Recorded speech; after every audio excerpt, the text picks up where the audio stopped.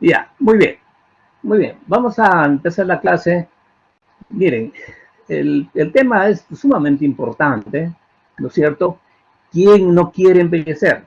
¿No es cierto? Acá no se trata de querer, porque lamentablemente todos envejecemos, ¿no?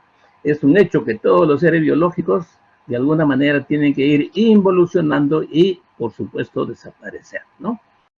Hay una serie de hechos que vamos a mencionar como introducción, ¿no? Que el envejecimiento, pues, es un fenómeno fisiológico, ¿no?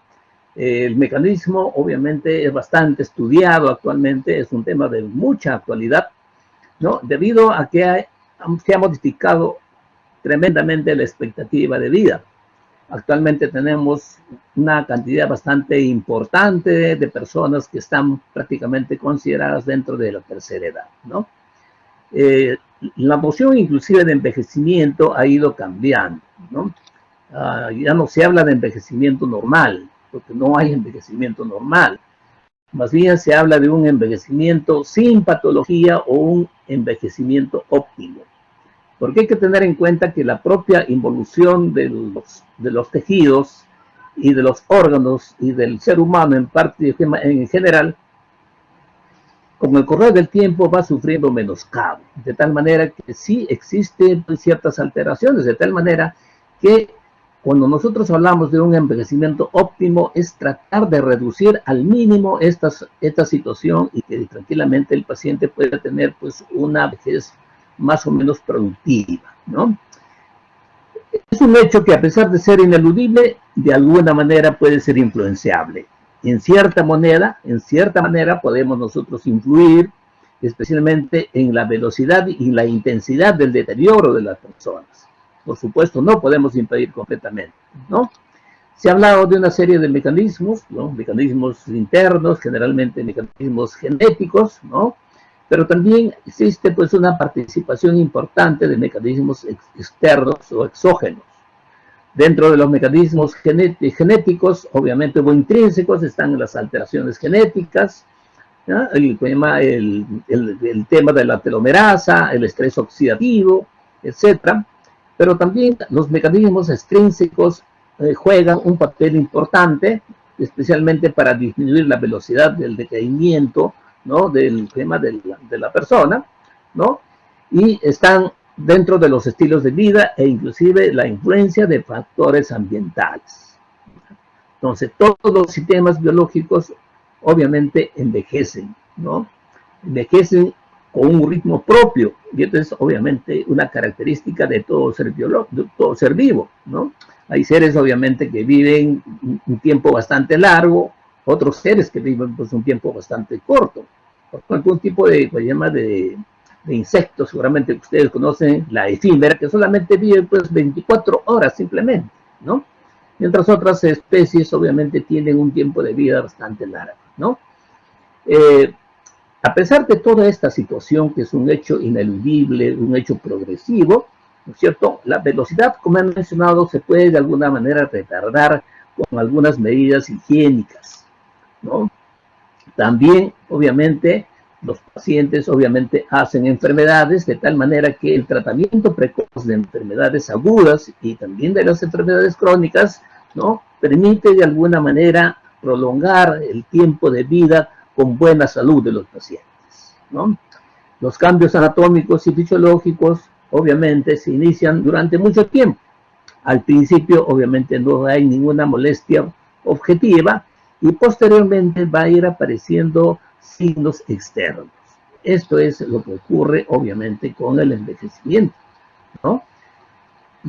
Estas son las características que hemos mencionado más o menos, ¿cierto? Que es un proceso normal, ¿no? Es parte inherente del ser vivo, ¿no es cierto? De crecer, ¿no? Nacer, crecer, madurar, reproducirse y morir. Es un hecho definitivamente que no podemos nosotros, obviamente, obviar, ¿cierto?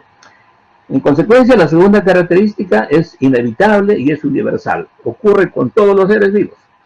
Todas, obviamente, las especies animales, tanto superiores e inferiores, ¿no? También es un hecho que es progresivo, o sea, el decaimiento fisiológico y anatómico de los diversos organismos va siendo cada vez más intenso, ¿no?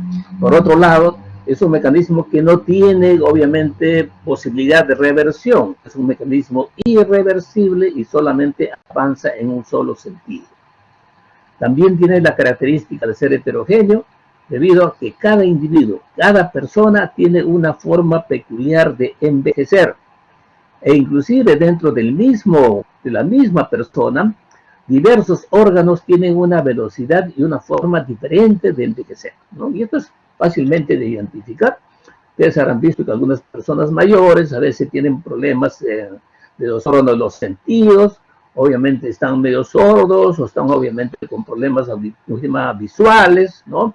Pero la capacidad física, la capacidad puede estar más o menos preservada, ¿no es cierto? Y en otros obviamente tener lo inverso, ¿no? Lo interesante es que no es que pueda modificarse, simplemente lo que puede hacerse es disminuir la velocidad del tema del deterioro de la persona, ¿no? La otra característica es de que es un proceso deletérico, es decir, que cada vez, ¿no?, la deficiencia o la declinación va haciendo cada vez mayor. Estas son las características del envejecimiento, ¿no? Entonces, cuando nosotros hablamos, obviamente, de envejecimiento, ¿no?, estamos tratando de un problema que cobra actualmente, pues, un valor bastante importante por una serie de factores, ¿no? Uno de ellos, obviamente, es el crecimiento de la expectativa de vida, ¿no? Nuestra expectativa de vida ha ido mejorando, ¿no es cierto? Y en todo momento lo que se trata es de que el paciente tenga un envejecimiento óptimo, lo cual es bastante difícil, ¿no? Ya que este deterioro es difícil de diferenciar los efectos, obviamente, del envejecimiento de las consecuencias de las enfermedades propias de los pacientes. Una persona mayor definitivamente tiene enfermedades propias, de enfermedades degenerativas, entonces las condiciones, obviamente, de deterioro es un poco difícil de diferenciar qué cosas corresponde única y exclusivamente a la declinación per se y qué otro corresponde obviamente a la suma que le da las enfermedades que se producen con más frecuencia en estas personas, ¿no? Entonces, el concepto de envejecimiento hay que situarlo en diferentes niveles, ¿cierto?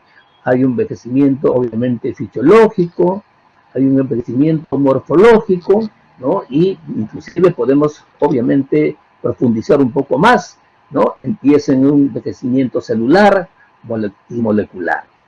Pero también como un ser eminentemente social, también hay un deterioro social y un deterioro psicológico que hay que tener en cuenta. Esto es lo que, miren ustedes, lo que les mencionaba, ¿no es cierto? Miren ustedes cómo la pirámide poblacional ha ido variando, ¿no es cierto? En los años de 1950, miren ustedes la pirámide poblacional, ¿no?, una base bastante ancha en la parte baja, de gente muy joven, ¿no? Y la parte del ápice, la parte más alta, bastante abusada, debido a que una poca cantidad de personas que podían sobrevivir pasados los 50, los 60 años, ¿no? En la medida que han ido pasando las décadas, ¿no?, tenemos ya en 1970 una modificación, ¿no es cierto? La base continúa un poco ancha, pero el ápice y la cúspide va haciéndose también un poco más menos delgada, ¿no? Y va apareciendo, ¿no?, personas con mayor edad. Lo que ocurre, miren ustedes, en la pirámide de 1990. Y así sucesivamente va progresando y se va invirtiendo esta pirámide. De tal manera que actualmente en el 2010, miren ustedes la posibilidad, ¿no?, de que la población mayor de 60 años obviamente es más, hay una mayor cantidad de ellos, ¿no?, en relación con las décadas anteriores. Y también podemos ver una proyección de lo que va a pasar. Ya dijimos que es una situación inevitable y progresiva, ¿no? Y como el estándar de vida y el tiempo de vida está mejorando, ¿no? Entonces, más adelante vamos a tener un mayor número de personas, ¿no?, que exceden los 60 años. Y finalmente, en la parte externa, en el 2050, ¿no es cierto? Miren ustedes, se llama la pirámide poblacional ha tenido o va a tener una modificación bastante sustantiva, ¿no? De tal manera que inclusive la parte basal de la gente, obviamente, joven, obviamente, casi equiparada con el aumento de la población senil, ¿no? Esto obviamente genera un problema bastante importante en futuro, ¿no es cierto?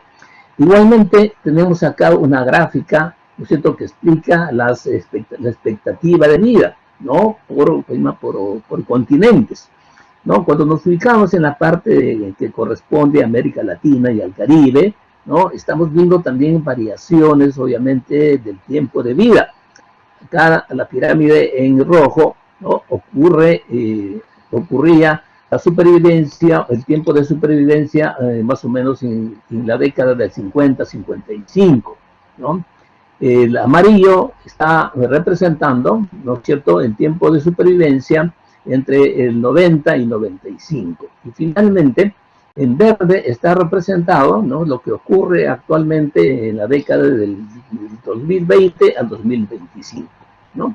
Estamos viendo entonces que la expectativa de vida se está incrementando, ¿no? Actualmente el promedio de vida que tiene una persona en nuestro continente es de 74.9.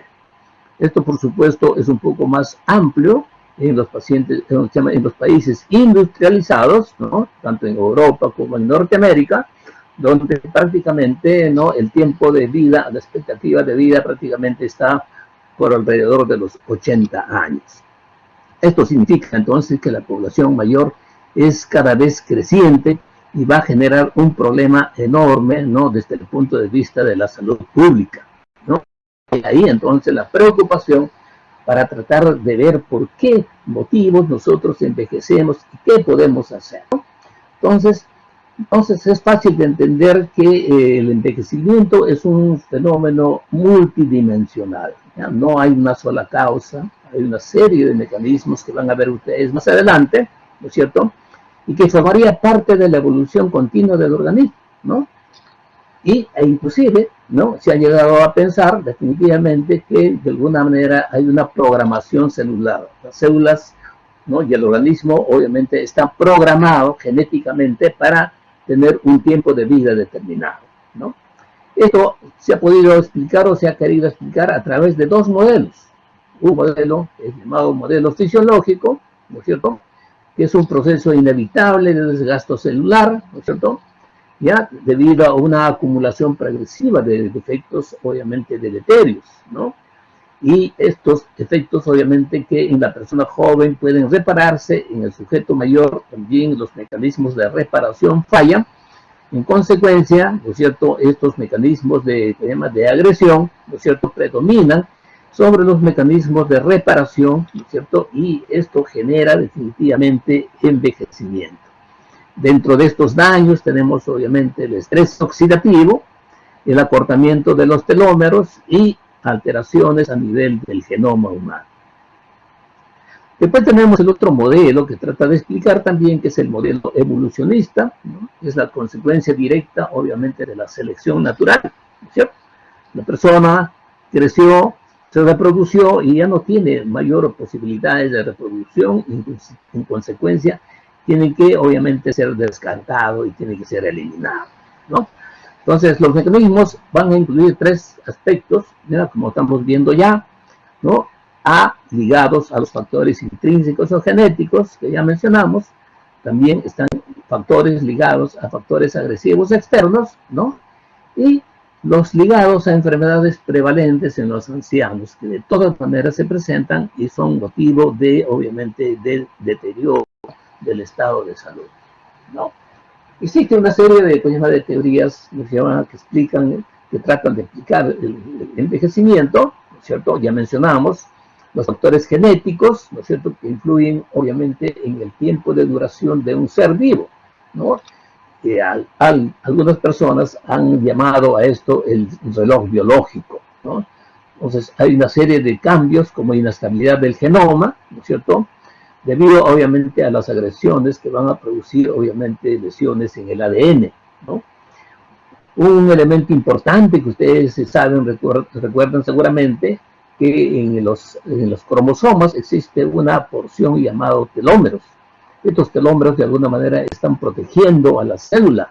Y también se sabe que en la medida que la célula se va reproduciendo, el telómero se va acortando, de tal manera que luego de un cierto número de reproducción de la célula, el telómero desaparece y por supuesto la célula muere, ¿no? Otros fenómenos de características genéticas se ha visto relacionado con la glicación de proteínas, ¿no?, que vamos a explicar un poquito más extenso más adelante, ¿no? Y también se ha hablado de la actividad autofágica de lisosomas. Les adelanto que la glicación de proteínas es una unión no enzimática de la glucosa con una serie de proteínas que los lleva a la degeneración cuando no pueden ser obviamente eliminados, ¿no? La acumulación entonces de este tipo de proteínas es causa entonces del envejecimiento. Igualmente también los lisosomas obviamente presentan una actividad autofágica con destrucción de las propias células. Al lado de estos mecanismos genéticos tenemos también otros factores extrínsecos, como ya mencionamos. Entre ellos tenemos obviamente la alimentación, ¿no es cierto? Y algo paradójico que a veces que puede parecer, se sabe que la restricción calórica, ¿no es cierto?, prolonga la vida, ¿no? Esto es debido a que hay una disminución del estrés oxidativo, ¿no? Y también se ha hablado mucho, obviamente, sobre la actividad física, obviamente, que también promueve el buen estado de salud, de tal manera que el sedentarismo y la inactividad que acompaña al sujeto mayor es un factor también, obviamente, que contribuye al envejecimiento. Las enfermedades propias, ¿no es cierto?, de las personas mayores, ¿no es cierto?, y además de algunos factores ambientales, ¿no?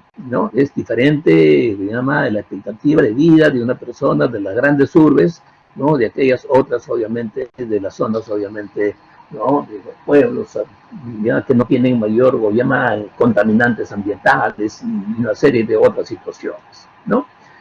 Entonces, los cambios que experimenta pues, el ser humano son cambios obviamente bastante notorios en la parte externa.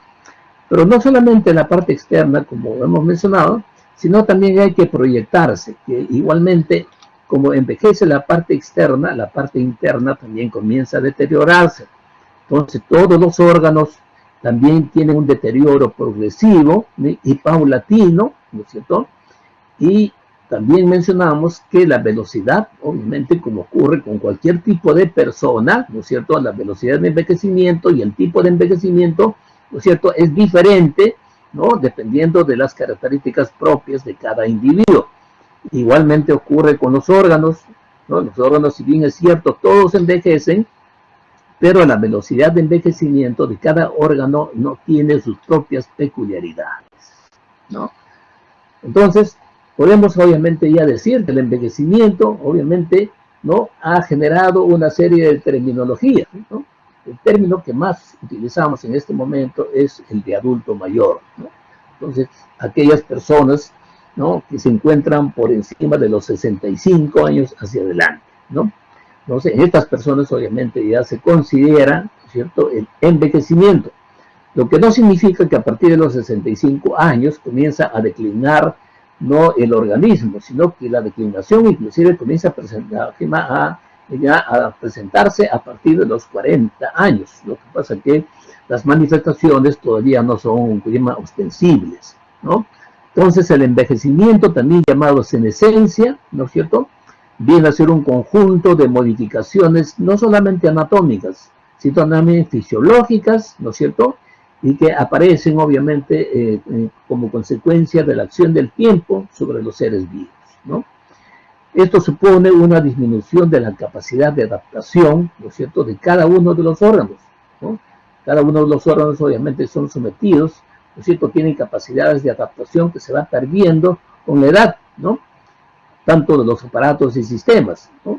durante toda la vida existe una serie de daños, ¿no es cierto? Y en consecuencia también existe pues capacidad de regeneración o de reparación. Y da la impresión que en el paciente con envejecimiento, obviamente estas capacidades de regeneración son obviamente menores o están completamente disminuidas, ¿no es cierto? Y obviamente las noxas producen daño progresivo y lesiones en diversos órganos y tejidos. También hay que considerar que los cambios en el sujeto mayor no solamente afecta a la esfera biológica, ¿no es cierto?, donde envejecen todos los órganos, ¿no?, todos los órganos, sino también hay alteraciones social, ¿no?, del que llaman el comportamiento social de los pacientes, que tienen una menor capacidad de adaptarse a las condiciones cambiantes de su medio ambiente, ¿no es cierto?, que también de alguna manera pueden también intervenir, ¿no es cierto?, en la velocidad del desarrollo de este problema de la limitación de la vejez, ¿no? Igualmente, considerar la presencia de cambios psicológicos, ¿no es cierto? El área psicológica experimenta un cambio importante, ¿no es cierto?, que surge del comportamiento de las personas. ¿Cuáles son las bases celulares del envejecimiento? ¿No? Esto ha habido una revisión de la literatura y se ha visto una serie de situaciones, ¿no es cierto?, que de alguna manera pueden coincidir, muchas de ellas, ¿no? Una de ellas, por ejemplo, de las bases de las celulares, se habla de la inestabilidad del genoma, ¿no? La inestabilidad del genoma, ¿no es cierto?, que se refiere a lesiones que pueden darse en los cromosomas, ¿no? Estas lesiones pueden ser producidas por los agentes tanto externos como agentes internos, ¿no es cierto? Y fallas de los mecanismos empleados para la reparación, ¿no? Acá da la impresión de que existe un desbalance entre el daño, ¿no es cierto?, y la deficiencia para la reparación, ¿no?, que favorecen entonces el envejecimiento. Otra situación que habíamos mencionado es el desgaste telomérico, ¿no? Los telómeros obviamente son partes o son fracciones de ADN, ¿no es cierto? Son fracciones de ADN no codificable, ¿no es cierto?, de los cromosomas, ¿no?, que protegen a las células de cualquier daño. Lo interesante es de que en la medida que la célula se va reproduciendo, hay un acortamiento de los telómeros, de tal manera que cuando llega a un número determinado, el telómero deja de funcionar o desaparece, y por supuesto es una de las causas del envejecimiento, ¿no? Entonces se ha hablado obviamente del famoso límite de Hayflick. El límite de Hayflick obviamente dice que cada célula tiene un número de divisiones, ¿no es cierto?, de una célula eucariótica, ¿no?, antes de entrar en la senescencia, ¿no? Otra característica del envejecimiento celular o de la base celular del envejecimiento es la pérdida de la proteostasis. La pérdida de la proteostasis. Esta pérdida de la proteostasis, o la proteostasis en última instancia, significa homeostasis proteica dentro de la célula, ¿no? Esta homeostasis proteica dentro de la célula, ¿no es cierto?, determina que obviamente las células produzcan adecuadamente una síntesis de proteínas, hay una ubicación celular de las proteínas de manera adecuada, el funcionamiento apropiado de las mismas, igualmente la vida media y degradación de las proteínas están de alguna manera protegidas y reguladas, ¿no es cierto?, ¿no? Y la degradación también de las proteínas están siendo reguladas. Eso es lo que se llama la proteostasis. Entonces, el estrés endógeno o exógeno causa el desdoblamiento de las proteínas, ¿no? Entonces, estas proteínas obviamente pueden ser y deben ser redobladas por otras proteínas llamadas las proteínas de choque térmico, ¿no? Y de esta manera pueden ser destruidas por una vía, ¿no?, que se denomina la vía ubiquitina proteosoma, o también pueden ser destruidos mediante la participación de los lisosomas. Entonces, si estas proteínas desdobladas se acumulan, se segregan y causan obviamente toxicidad de las células, y es una causa entonces también del envejecimiento. El otro factor El otro mecanismo que se discute y se ha mencionado es la desregulación de los sistemas de detección de nutrientes, ¿no? Entonces, las principales vías metabólicas se interrumpen en la medida que los pacientes obviamente envejecen. También se describe obviamente de las alteraciones epigénicas, ¿no? Entonces, las alteraciones epigénicas, ¿no? La epigenia, para conocimiento de ustedes, es un estudio de los cambios de la función de los genes, ¿no es cierto? Entonces, hay una modificación, obviamente, del DNA, especialmente de las histonas y de la cromatina, que favorecen procesos, ¿no es cierto? Y en la transcripción e inestabilidad del cromosoma. Estos fenómenos, obviamente, favorecen el envejecimiento, ¿no? Igualmente se ha hablado de la llamada disfunción mitocondrial, ¿no? La función mitocondrial está alterada o se altera en el envejecimiento por mutaciones del ADN, ¿no? Hay disminución de la capacidad de producción de mitocondrias, o sea, la mitocondriogénesis está alterada, se ve y se sabe que existe una desestabilización de la cadena de transporte del complejo de electrones, ¿no es cierto? Y una alteración dinámica de la mitocondria, ¿no es cierto? Y también puede haber un defecto, obviamente, de la calidad por mitofagia. La mitofagia es la destrucción, obviamente, de las mitocondrias. Se habla también de otro proceso que se llama senescencia o una senescencia celular, ¿no? Entonces, esta senescencia celular, ¿no? Se sabe que durante todo el proceso de reparación o de multiplicación de las células, existen obviamente células viejas. Estas células viejas deben ser removidas, ¿no? Porque muchas de estas células, si no son removidas, obviamente pueden generar y pueden producir de repente alteraciones como son las neoplasias. Entonces, en la persona adulta, el daño generalizado, ¿cierto? Y la deficiencia de aclaramiento de estas células viejas va a producir su acumulación, ¿no? Y esto produce, obviamente, efectos deleterios sobre la hemostasia de los tejidos, la homeostasia de los tejidos. Otra teoría o otro mecanismo celular asociado al envejecimiento está dado por el agotamiento de las células madre. Ustedes saben que las células madre son células pluripotenciales con capacidad de generar células, ¿no? Células nuevas, ¿no? Pero obviamente debido a las agresiones externas o internas, obviamente las células madres obviamente se agotan y pierden esta capacidad. Igualmente se ha hablado obviamente de alteraciones de la comunicación intercelular. Todas las células de alguna manera están intercomunicadas a través de una serie de mensajeros químicos, ¿no? Y da la impresión que esta forma de hablar de las células entre sí se altera obviamente y es motivo obviamente del envejecimiento. Estos son las bases celulares del envejecimiento, ¿no?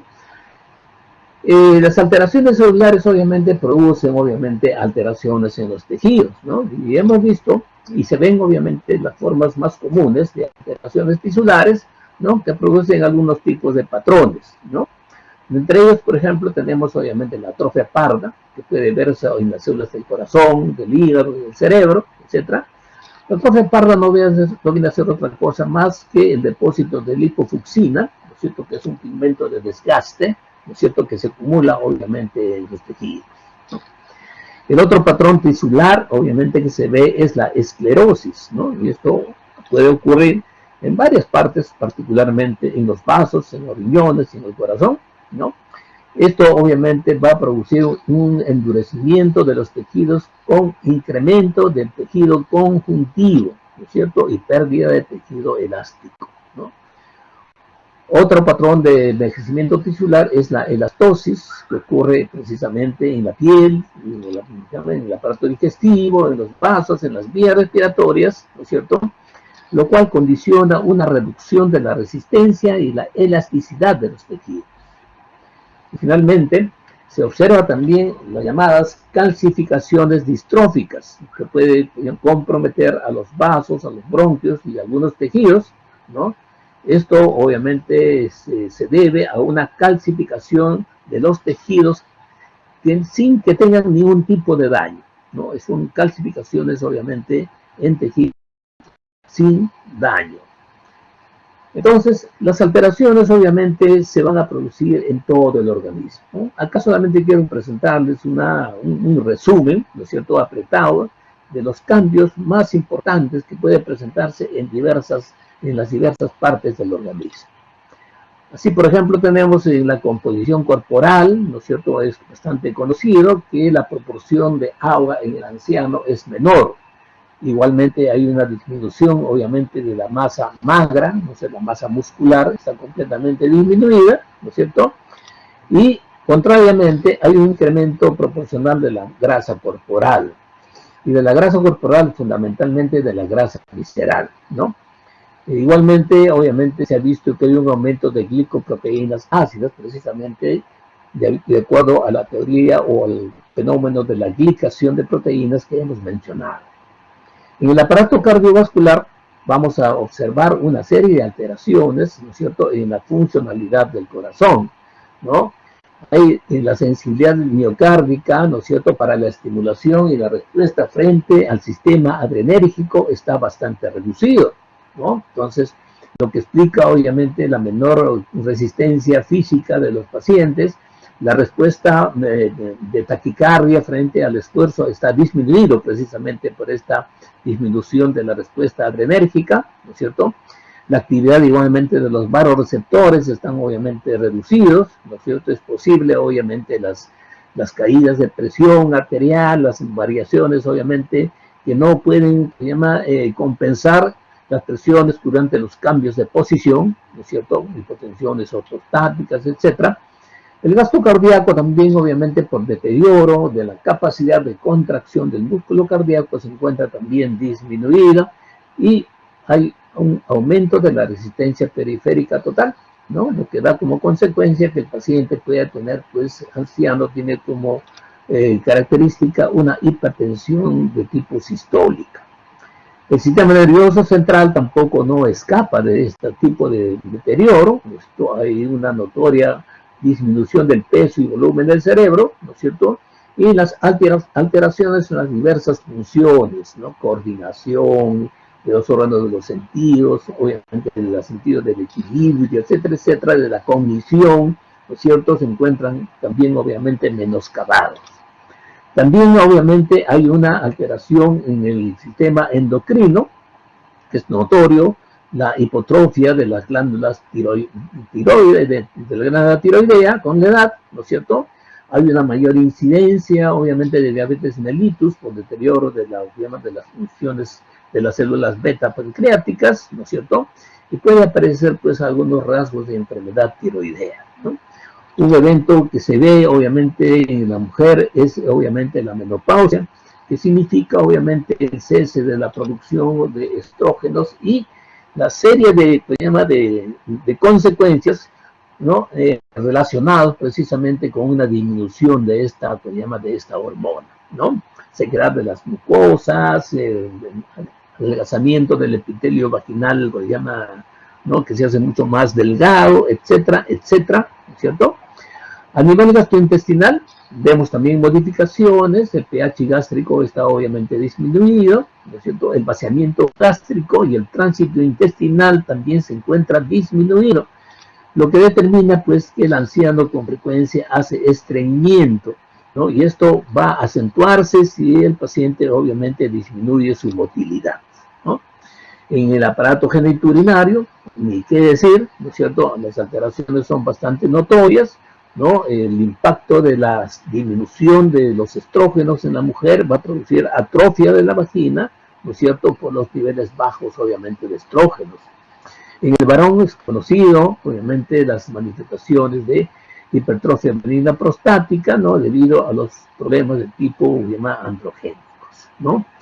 Pero obviamente estas alteraciones van a generar en la mujer una serie de manifestaciones como son incontinencia urinaria, incremento de la posibilidad de tener infecciones urinarias con más intensidad. La inmunidad no escapa de estas alteraciones, hay una menor, capacidad de respuesta, especialmente de la inmunidad mediada por células, ¿no? Igualmente ocurre con el hígado, que hay una disminución del volumen del hígado, y la capacidad de síntesis y la capacidad, obviamente, de desintoxicación del hígado se encuentra también, obviamente, disminuida. Acá quiero mostrarles, obviamente, a grandes rasgos, obviamente, las alteraciones que se pueden encontrar en dos sistemas importantes, el sistema cardiovascular y el aparato respiratorio, ¿no? Como es de esperar, ¿no? La repercusión que hemos mencionado de la senescencia celular, obviamente, compromete a todos los órganos, compromete obviamente al sistema cardiovascular, ¿sí? Por eso nos llama la atención que haya en el sistema cardiovascular un aumento del colágeno subendocárdico, ¿no es cierto? Hay depósitos de lipofucsina en las células miocárdicas, hay fibrosis obviamente y daño coronario, calcificaciones pueden haber en las válvulas, en los anillos valvulares, ¿no? Y hay disfunción, obviamente, del sistema autonómico debido a que hay acumulación de grasa en el sistema de conducción, ¿no? Las capas, obviamente, de los vasos, la íntima y la media, ¿no es cierto?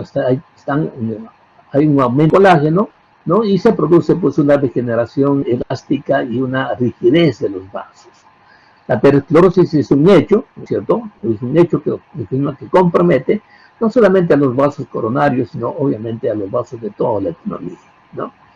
Es notorio cuando nosotros hacemos un estudio radiológico, vemos a veces que la aorta se encuentra obviamente elongada y se ve calcificaciones, ¿no?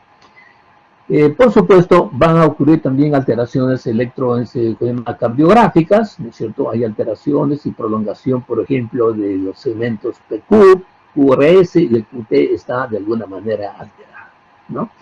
Y si hacemos algunas pruebas como un ecocardio, vamos a ver que hay una hipertrofia fisiológica del ventrículo izquierdo, ¿no es cierto? Y una dilatación de la aurícula izquierda.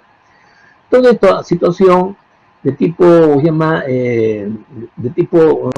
física va a producir cambios funcionales, ¿no? Entonces hay un lleno diastólico bastante lento, ¿no es cierto? Hay un incremento de la resistencia periférica, ¿no es cierto? Por alteraciones del tono vascular, ¿no? La presión arterial obviamente tiene una tendencia a ver una presión sistólica aumentada debido a la rigidez y la velocidad de la onda de pulso, ¿no es cierto? Las alteraciones obviamente de regulación de la presión frente a diversas exigencias puede generar tranquilamente hipotensión ortostática, ¿no es cierto? Debido a los reflejos que están completamente disminuidos. Durante el esfuerzo, obviamente, la frecuencia cardíaca no se produce de manera apropiada, ¿no? Hay una respuesta tardía y eso obviamente explica la menor capacidad física del paciente senil, ¿no? Entonces, es poco evidente los cambios del tamaño del corazón, pero obviamente en el nodo sinoauricular, ¿no es cierto?, se han encontrado depósitos de grasa, hay alteraciones obviamente también de la función del marcapaso, ¿no es cierto?, y obviamente disminución del tamaño del QRS en el electrocardiograma, ¿no es cierto?, con las alteraciones que hemos mencionado. Desde el punto de vista respiratorio, ¿no?, vamos a ver muchos cambios morfológicos que comprometen toda la estructura del pulmón, ¿no? Hay una reducción del tamaño del pulmón aproximadamente del 20% en relación con el pulmón del joven. Entonces, las vías aéreas, obviamente, hay un aumento de diámetro, calcificación cartilaginosa, obviamente, de las estructuras, disminución del diámetro de las vías pequeñas, de los bronquios y de los conductos alveolares. Hay ruptura, obviamente, de las paredes alveolares. Una característica del pulmón senil, obviamente, es el enfisema pulmonar, ¿no es cierto? Hay reducción, obviamente, del intercambio gaseoso. Y la pérdida de la elasticidad del pulmón, obviamente, va a producir cambios de orientación, de la reorganización de las fibras elásticas. La caja torácica pierde rigidez y es característica, ¿no es cierto? ¿No? Dime, Ana. Ana Flavia. Sí, doctor, disculpe, buenas tardes. La doctora Segura me informa que, bueno, no se olvide que luego tiene clase con el grupo 2 Sí. Bueno, precisamente vamos a terminar. Vamos a Ok, correr un poco. ok, gracias. Muy bien. Gracias. Entonces, yo les dejo para que esto, porque no es tanta, como se llama, el tema es bastante amplio y obviamente tendríamos que tomarnos mucho tiempo más, ¿no? Lo que sí nos han sugerido, ¿no? Que hablemos un poco sobre las alteraciones musculoesqueléticas, ¿no? Desde el punto de vista histológico, por supuesto, a nivel muscular vamos a encontrar un aumento de depósitos de lipofucsina, que es un pigmento de desgaste. Hay una disminución del número de fibrillas, ¿no es cierto? Y disminución también del sistema de actividad enzimática del músculo, ¿no? También los mediadores, la liberación de acetilcolina y el número de receptores están disminuidos, porque la capacidad entonces de mantener la transmisión del impulso nervioso obviamente está alterada, ¿no? Se va a producir atrofia de las tiras musculares, ¿no es cierto?, de tipo 1, ¿no es cierto?, que son las fibras de contracción rápida. Esto es lo que ocurre en el sistema osteoarticular, solamente como una especie de recordaris, pérdida de masa ósea, ¿no? Aparece osteoporosis, fundamentalmente más intensa en la mujer, obviamente por la carencia de estrógenos y falta de movimiento, ¿no? Hay encorvamiento, obviamente, con una cifosis dorsal, una rigidez de todas las articulaciones y pérdida de la fuerza muscular que conlleva a una pérdida de fuerza. Hay inestabilidad, pérdida, obviamente, pérdida de equilibrio y las caídas son sumamente frecuentes, ¿no? Entonces, esto simplemente para ampliar lo que estamos hablando, ¿no es cierto? Hay una disminución de desgaste de los discos intervertebrales, lo que produce obviamente la cifosis, obviamente senil, ¿no es cierto? La postura de los pacientes es encorvada, con pasos obviamente acortados, definitivamente. Este es un resumen, obviamente, del envejecimiento muscular que ya hemos mencionado. ¿Qué ocurre a nivel subcelular? ¿No es cierto? Se produce acumulación de daño por el estrés oxidativo. Hay una disfunción mitocondrial. Y se sabe que la mitocondria es fundamental para la generación de los enlaces de alta energía, ¿no? Depósito de lipofucsina y la falta de síntesis de nuevas proteínas, ¿no? Hay un proceso que se denomina sarcopenia. Esta sarcopenia obviamente es una pérdida progresiva de la masa muscular que está acompaña pues a la inactividad física, hay disminución de la movilidad y enlentecimiento de la marcha. Entonces, además de la sarcopenia, bueno, va a tener una importante función, no solamente en la movilidad, sino también en la regulación de la glucosa, de la masa ósea, del balance proteico y también del regulador de la temperatura. Hay un concepto que se habla, el llamado síndrome de fragilidad, ¿no? El síndrome de fragilidad son todas las características que hemos mencionado, ¿no? Que es un deterioro acumulativo de diversos órganos fisiológicos, incluyendo el neuromuscular, ¿no? Entonces, no hay una clara explicación de la sarcopenia. Se ha planteado mecanismos, obviamente, de índole humoral, como por ejemplo, disminución de la hormona de crecimiento. También se ha hablado del factor de crecimiento similar a la insulina, y también una deficiencia de andrógenos. Además, también intervienen mecanismos inflamatorios, ¿no es cierto?, por acumulación de interleuquina 6 y el factor de necrosis tubular alfa, ¿no? Entonces, el sistema digestivo, vamos a pasar, ¿no? Y también del aparato urinario, que ya mencionamos más o menos, y el envejecimiento renal, ¿no? Hay definitivamente una reducción de la función, ¿no es cierto? Tanto una reducción del punto de vista, del punto de vista del tamaño renal. El tamaño renal se encuentra reducido en un 30%, y de hecho, la edad es un factor de riesgo para la generación de insuficiencia renal crónica, ¿no? El parénquima renal obviamente se reduce aproximadamente 10% por cada década a partir de los 40 años. El riñón experimenta pues una pérdida de peso, ¿no? De 250 a 270 en el joven, obviamente baja a 180 o a 200 en la persona senil. Fundamentalmente existe un adelgazamiento de la corteza. Hay una disminución del número de glóbulos funcionales. En consecuencia, las pruebas funcionales como flujo plasmático renal y tasa de filtración glomerular van a estar disminuidas, ¿no? Histológicamente se va a ver obviamente engrosamiento de la membrana basal, depósito de material hialino, esclerosis de los vasos obviamente y una redistribución de la sangre de la corteza hacia la médula con poca respuesta a los vasodilatadores. Igualmente, disfunción de los tubular con tendencia, obviamente, a la acidosis cuando hay sobrecarga de ácido. Igualmente, hay también una mala respuesta, obviamente, a la carga de agua. Estos pacientes, obviamente, son muy susceptibles de hacer hiponatremias, ¿no? Los niveles de renina son menores, obviamente, y son más sensibles, ¿no? Y tienen una menor sensibilidad para liberar, ¿no?, la aldosterona. Hay una tendencia a la acidosis metabólica, ¿no es cierto?, frente a una sobrecarga de ácidos, ¿no es cierto? Esto es debido a la incapacidad para acidificar la orina, ¿no es cierto? Y también, por supuesto, disminuye la capacidad de producción, obviamente, de amonio urinario, ¿no? Muy bien, muy bien. Vamos a dejarlo ahí.